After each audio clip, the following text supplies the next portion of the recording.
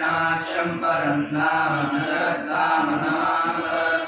माधवो माधवाधीशो सर्वसिद्धिविनायको वन्दे परस्परात्मानो परस्परनुतिप्रियो मुखं करोति वाचालं पङ्गुं लङ्घयते गिरिं यत्कृपातमहं वन्दे परमानन्दमाधवम्।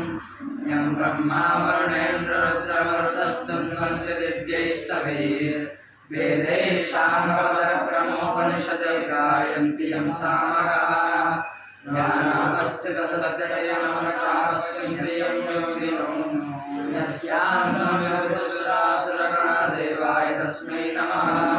नारायणं नमस्कृत्य नरं चैव नरोत्तमं देवीं सरस्वतीं व्यासं ततो जयमुदीरयेत्।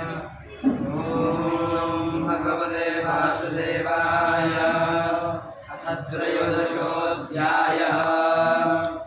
विदुरमूले अन्धराय जेमन्ते गौरहिमालय प्राणचारिलाय गहरे एकदा त्रयोदशे मूले सुतोवाच। विदुरतीर्थयात्राक्रमे मिलिले मैत्रेय आश्रमे केते दिन तहि रहि आत्मार तत्त्वज्ञान पाई। हस्तिनानगरे विश्वासे मिलिले धृतराष्ट्र पासे जानिबा पाहि तार गति स्वभावे साधुधीर भक्ति। मैत्रेय आगे जेबा प्रश्न करि पाइले आत्मज्ञान तेणु गोविंद भक्ति जात केवल नाही शत्रु मित्र। विदुर देखि धर्मसुत बंधु आगमे कृतकृत्य संग देखि चारि भाई पूजिले आसने बसाई।